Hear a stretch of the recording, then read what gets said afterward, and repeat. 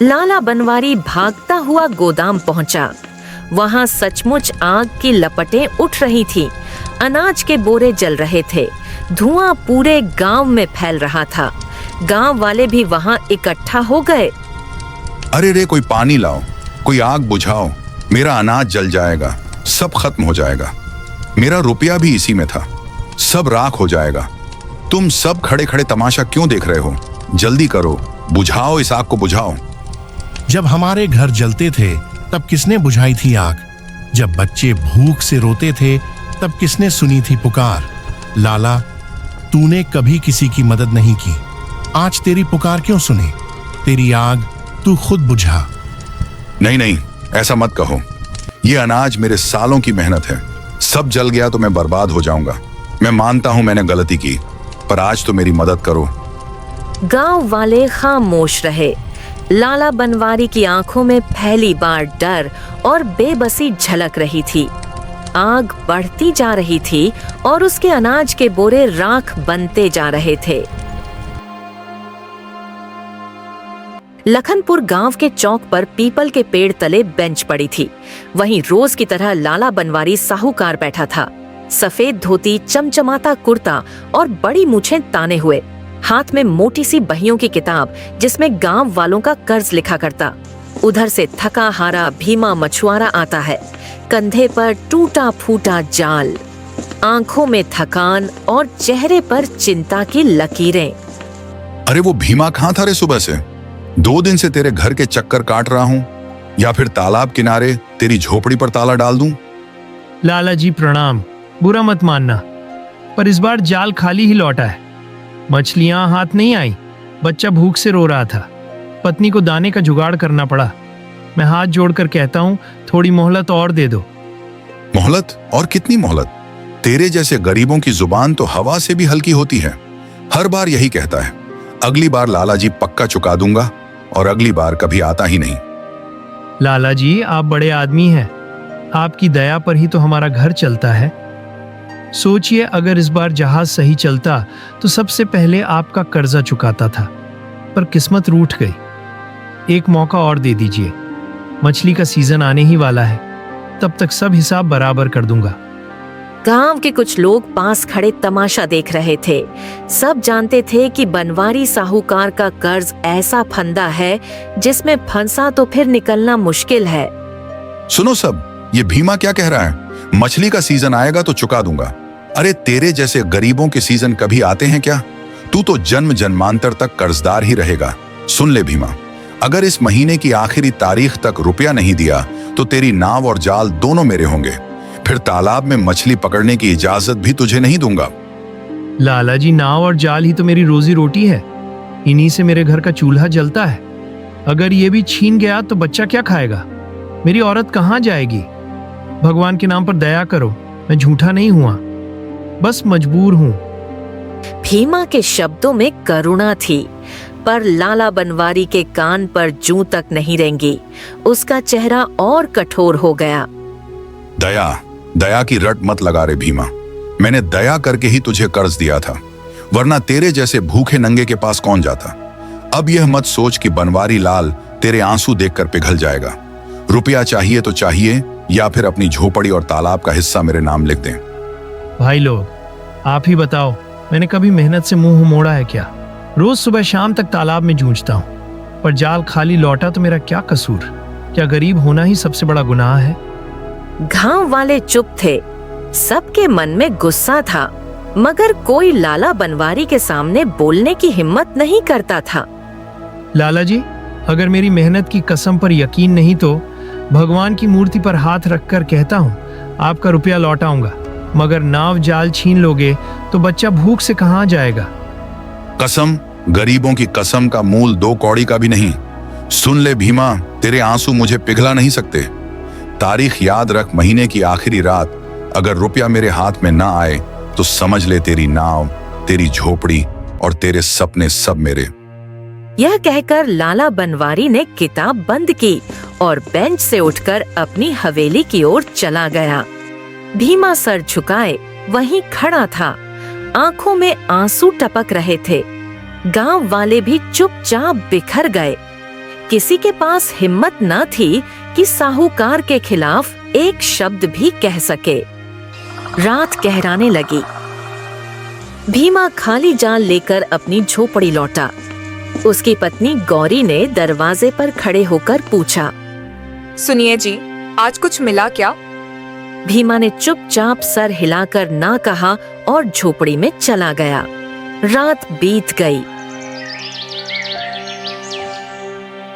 सुबह को भीमा थका हारा जाल कंधे पर डालकर तालाब की ओर बढ़ा।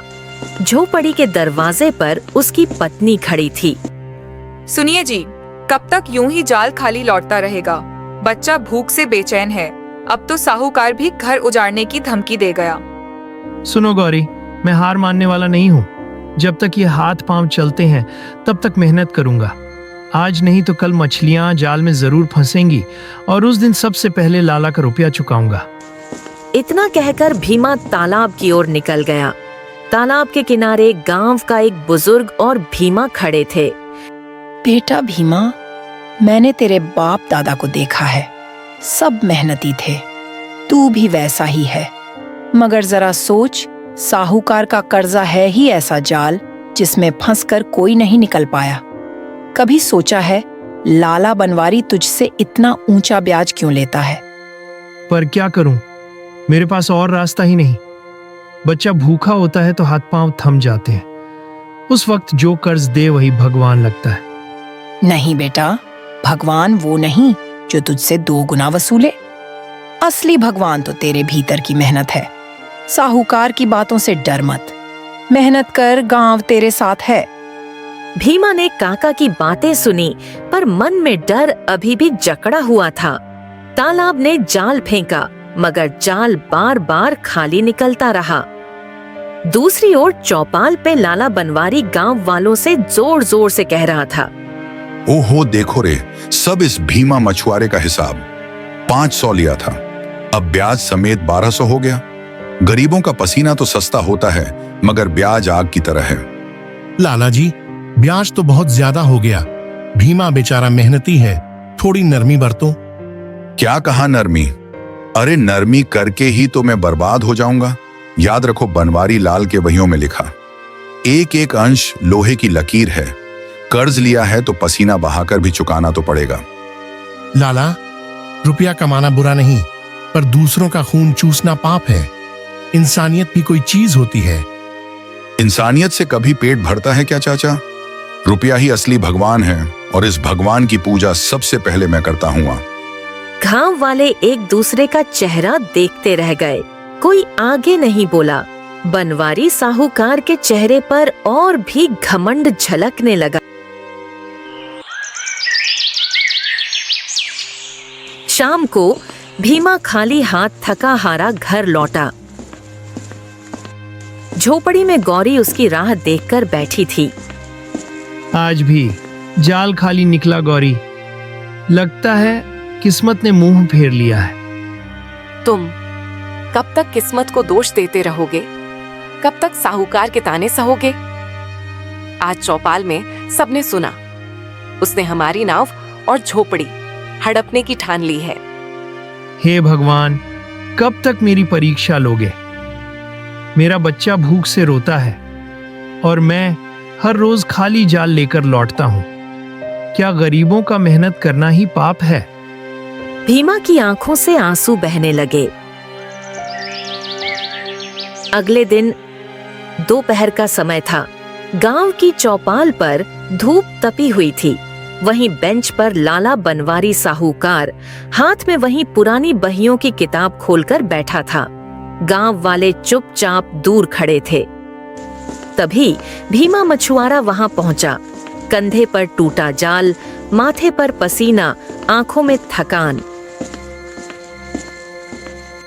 आ गया रे भीमा, बहुत दिन से इंतजार कर रहा था। बोल, पैसे लाया है या फिर आज ही तेरी नाव और झोपड़ी का हिसाब बराबर कर दूं? लाला जी, जाल रोज डालता हूँ पर हाथ खाली ही लौटता है। मछली जैसे मुझसे रूठ गई हो। बच्चा भी भूख से बेचैन है। पत्नी भी आंसू बहा रही है। मेरी आपसे हाथ जोड़कर विनती है, थोड़ा और वक्त दे दो। सुन रहे हो सब? ये भीमा कहता है मछली रूठ गई है। अरे गरीब, तेरी किस्मत ही रूठी है। और सुन, मैं कोई दया का दरिया नहीं हूं। ब्याज दिन दुगना रात चौगुना बढ़ रहा है। अब से तेरे जाल में जितनी भी मछली फंसेगी उसका आधा हिस्सा मेरा होगा। ये क्या कह रहे हैं लाला जी? आधा हिस्सा? पहले ही ब्याज इतना बढ़ गया है कि कंधा झुक गया। अब अगर आप आधी मछली भी ले लेंगे तो मेरा बच्चा क्या खाएगा और मैं घर कैसे चलाऊंगा? तेरे बच्चे का पेट भरना मेरा काम नहीं भीमा। मेरा काम है अपना रुपया सुरक्षित करना। और याद रख, मेरे हिसाब से कोई बचा नहीं है। या तो आधा हिस्सा दे या फिर नाव झोपड़ी मेरे हवाले कर। गांव वाले आपस में खुसुर फुसर करने लगे। सबको बनवारी की यह शर्त नाइंसाफी लगी, मगर कोई खुलकर बोलने की हिम्मत न कर पाया। लाला, यह ठीक नहीं कर रहे हो। भीमा पहले से ही कर्ज में डूबा है। अब उसका मछली का हिस्सा भी छीन लोगे तो वह जिएगा कैसे? पैसा कमाना बुरा नहीं, मगर दूसरों की रोटी छीन लेना तो पाप है। ओ चाचा, तुम अपने काम से काम रखो। उपदेश देने का शौक है तो मंदिर जाओ, यहां मत झोंको। मेरी बहियों का हिसाब भगवान का दिया हुआ कानून है और इसे बदलने की ताकत ना तुम्हारे पास है ना किसी और के पास। लाला जी दया करो, मछली ही मेरी रोजी रोटी है। आधा हिस्सा छीन लोगे तो मेरे घर का चूल्हा ठंडा हो जाएगा। क्या गरीब होना ही इतना बड़ा अपराध है कि हमें जीने का हक भी नहीं? अपराध नहीं भीमा, पर गरीब की औकात यही है, दया मांगना। और याद रख, मैं किसी की दया पर नहीं, अपने रुपयों पर जीता हूं। भीमा की आंखों से आंसू बहने लगे। उसने सर झुका लिया और बिना कुछ बोले तालाब की ओर निकल गया। तालाब पहुंचकर उसने पानी में जाल फेंका और काफी देर तक बैठा रहा, लेकिन एक भी मछली उसके जाल में नहीं फंसी। वो निराश होकर शाम को अपने घर पहुंचा। झोपड़ी में उसकी पत्नी गौरी आंखों में आंसू लिए राह देख रही थी। क्या कहा साहूकार ने? गांव वाले तो बता रहे थे अब से आधी मछली लाला बनवारी ले लेगा। यह कैसा न्याय है? बेटा भूख से रो रहा है और तुम खामोश खड़े हो। क्या करूं गौरी, गरीबों की आवाज कौन सुनता है? बोलूं भी तो किससे? लाला की पकड़ इतनी मजबूत है कि गांव वाले भी डरते हैं। तो क्या हम यूं ही मर खप जाएंगे? बेटा भूख से तड़पे और हम खामोश रहे। तुम्हारी मेहनत का फल कोई और खाएगा और तुम बस दया की भीख मांगते रहोगे। भीमा की आंखों में आंसू आ गए। उसने आसमान की ओर देखते हुए कहा, हे भगवान, आखिर कब तक यह अन्याय सहूं? मेहनत करता हूं फिर भी पेट खाली रहता है। कब तक साहूकार के ताने झेलता रहूंगा? कब तक मेरा बच्चा भूखा सोएगा?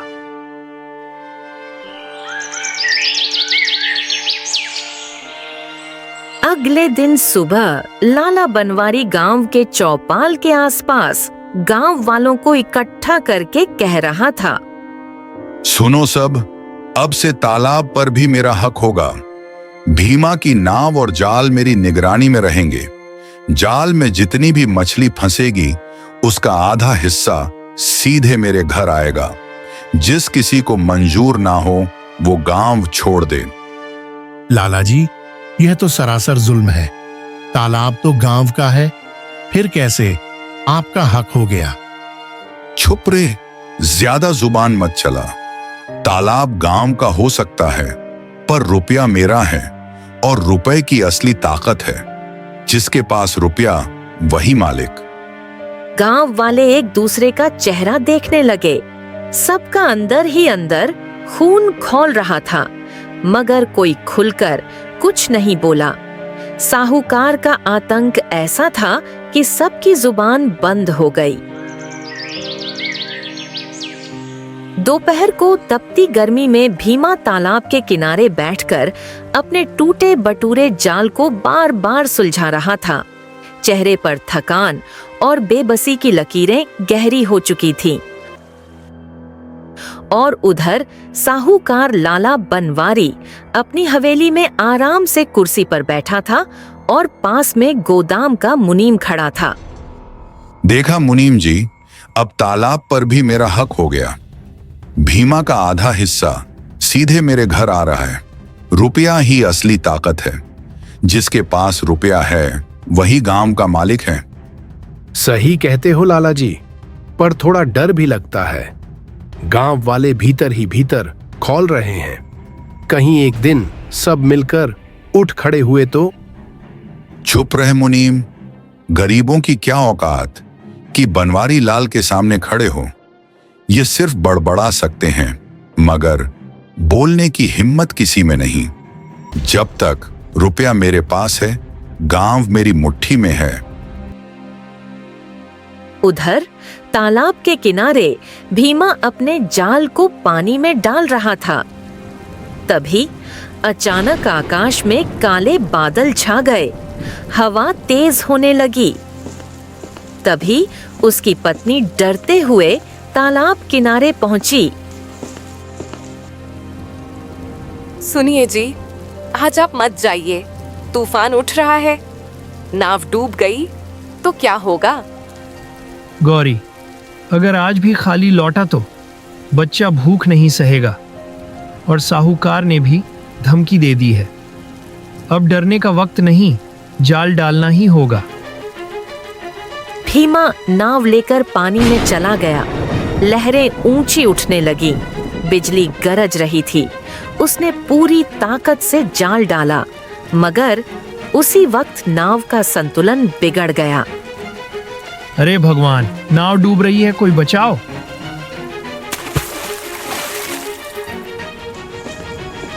गांव के लोग दौड़कर किनारे पहुंचे। सब ने मिलकर भीमा को खींच लिया मगर उसका जाल पानी में बह गया। भीमा किनारे पर बैठा कांप रहा था। आंखों से आंसू बह रहे थे। मेरा जाल, मेरी रोजी रोटी सब बह गया। अब कैसे चुकाऊंगा साहूकार का कर्ज? अब तो नाव भी टूट पड़ी है। हे भगवान, क्यों मेरी मेहनत हर बार डूब जाती है? गांव वाले उसके चारों ओर खड़े थे मगर सब खामोश थे। किसी को समझ नहीं आ रहा था कि उसका दर्द कैसे कम करें। उधर रात को लाला बनवारी का मुनीम घबरा कर दौड़ता हुआ आया। लाला जी, मुसीबत, बड़ी मुसीबत। आपके गोदाम में आग लग गई है। धुआं आसमान छू रहा है। क्या बकवास कर रहा है? मेरा गोदाम? वो तो तालाब के किनारे है। चल, जल्दी चल, मैं खुद देखता हूं। लाला बनवारी भागता हुआ गोदाम पहुंचा।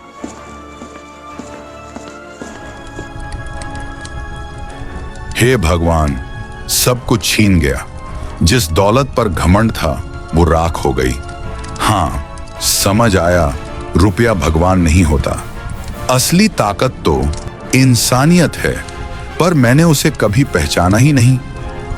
लाला, आज तू हमसे मदद मांग रहा है।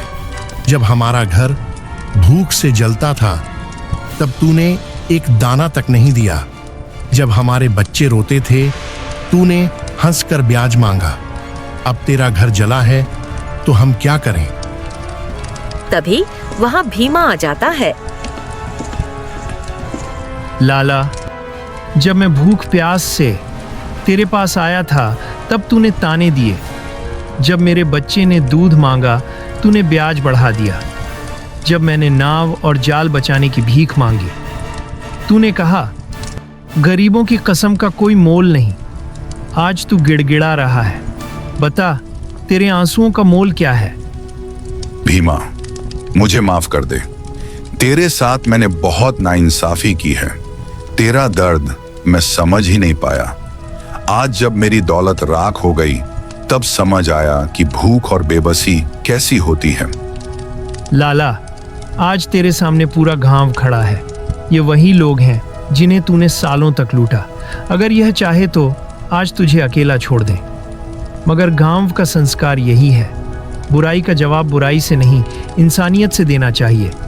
लेकिन ये मत भूलना लाला, हम तेरी मदद करेंगे, पर तुझे बदलना होगा। अब से तू गरीबों का खून नहीं चूसेगा, मेहनत की कमाई पर डाका नहीं डालेगा। लाला, मेरी नाव टूटी, जाल बह गया, मैं भी खंडहर हो चुका हूं। फिर भी अगर तू सच्चे दिल से बदलना चाहता है तो मैं तुझे अकेला नहीं छोड़ूंगा। मैंने भूख देखी है, अपमान सहा है। मैं जानता हूं कोई अकेला इनसे नहीं लड़ सकता। भीमा, क्या सच में तू मेरी मदद करेगा, जबकि मैंने तेरा सब कुछ छीना? तेरा किया हुआ जुल्म मैं भूला नहीं हूं, मगर मेरी माँ ने कहा था, बुराई का जवाब अगर भलाई से दो तो दुश्मन भी बदल जाता है। अगर गांव वाले तैयार हो तो हम तेरी आग बुझाने में मदद करेंगे। गांव वालों ने एक दूसरे की ओर देखा, कुछ गुस्से में थे, पर सबके दिल में भी माँ की बात गूंज गई। ठीक है लाला, हम आग बुझाएंगे, लेकिन याद रख, यह आखिरी बार है जब गांव वाले तेरे साथ खड़ा है। अगर इसके बाद भी तू अपनी आदत से बाज नहीं आया तो पूरा गांव तुझे अकेला छोड़ देगा। धन्यवाद, धन्यवाद। मैं कसम खाता हूं, अब से गरीबों का हक नहीं छीनूंगा। इंसानियत ही मेरी सबसे बड़ी दौलत होगी। गांव वाले मिलकर आग बुझाने लगे। भीमा भी अपनी टूटी नाव की परवाह किए बिना पानी भर भर कर लाता रहा। धीरे धीरे लपटें शांत हुईं। गोदाम आधा जल चुका था, मगर जो बचा था वो गांव वालों की मदद से बच पाया। लाला बनवारी सर झुकाकर राख के पास खड़ा रहा। पहली बार उसके चेहरे पर इंसानियत की चमक झलक रही थी। अगले दिन सुबह की पहली किरण गांव में उतर चुकी थी। रात की आग अब बुझ चुकी थी। चौपाल के सामने गांव वाले इकट्ठा थे। सबकी आंखों में थकान भी थी और संतोष भी। उन्होंने मिलकर अनाज का कुछ हिस्सा बचा लिया था। बीच में लाला बनवारी खड़ा था, जो कल तक घमंड में डूबा रहता था। आज सर झुकाए नम आंखों से सबको देख रहा था। भाइयों बहनों, मैं अपराधी हूं। इतने सालों तक तुम सबका काफी शोषण किया। मेरे लालच ने मुझे अंधा कर दिया था। मुझे लगा रुपया ही भगवान है, पर कल रात समझा इंसानियत ही सच्चा भगवान है। लाला, सच कहूं तो गांव तुझसे नाराज था, मगर भीमा ना होता तो शायद कोई तेरी पुकार पर ध्यान नहीं देता। आज तू बचा है तो सिर्फ इस गरीब मछुआरे की वजह से। भीमा, मैंने तेरा बहुत अपमान किया, तेरा जाल छीना, नाव पर हक जमाया, तुझे और तेरे परिवार को भूखा रखा, और फिर भी तूने मेरी मदद की। बता, तुझ में यह बड़ा दिल कहां से आया? लाला जी, भूख ने मुझे तोड़ दिया, पर नफरत ने कभी ताकत नहीं दी। मेरी माँ कहा करती थी, बेटा, अगर तेरे साथ बुरा हो तो बुराई मत करना, वरना तू भी वैसा ही बन जाएगा। कल जब तुम्हें राख पर रोते देखा तो लगा, आज अगर मैंने मदद नहीं की तो मैं भी तुम्हारी तरह पत्थर दिल बन जाऊंगा। भीमा के शब्द सुनकर गांव वालों की आंखें भर आईं। माहौल भावुक हो गया। सुनो सब, आज से मेरी बाहियों में कोई गरीब का हिसाब नहीं लिखा जाएगा। भीमा, तेरा सारा कर्जा माफ। नाव पर मेरा हक नहीं रहेगा, ना जाल पर। अब तू आजाद है। क्या सचमुच लाला जी? अब मेरा कोई कर्जा नहीं? हाँ भीमा, आज से मैं सिर्फ मेहनत की कमाई से जीऊंगा, लालच से नहीं। यह गोदाम जो बचा है उसका अनाज पूरे गांव में बांटा जाएगा, ताकि कोई बच्चा भूखा ना सोए। गांव वाले खुशी से झूम उठे। चौपाल पर तालियां और जय जयकार गूंजने लगे। देखो भाइयों, यह है असली दौलत, एक दूसरे का साथ, इंसानियत और भलाई। रुपया मिट्टी है, पर नेकी हमेशा जिंदा रहती है। भीमा, क्या तू अब मुझे दुश्मन नहीं दोस्त मान लेगा? लाला जी, आज से आप मेरे भाई हो। कल तक आपके लालच ने मुझे तोड़ा था, मगर आज आपकी इंसानियत ने मुझे जोड़ दिया। तालाब के किनारे सूरज की किरणें चमक रही थीं। गांव के चौपाल पर अब डर नहीं, बल्कि खुशी और अपनापन था। लाला बनवारी ने लालच छोड़कर इंसानियत की राह पकड़ी। भीमा मछुआरा अपनी टूटी नाव और बचे हुए जाल के साथ फिर तालाब की ओर बढ़ा, मगर इस बार उसके दिल में कोई डर नहीं था। तो दोस्तों, ऐसी ही अनोखी और रस भरी कहानियां देखने के लिए हमारे चैनल को सब्सक्राइब करें।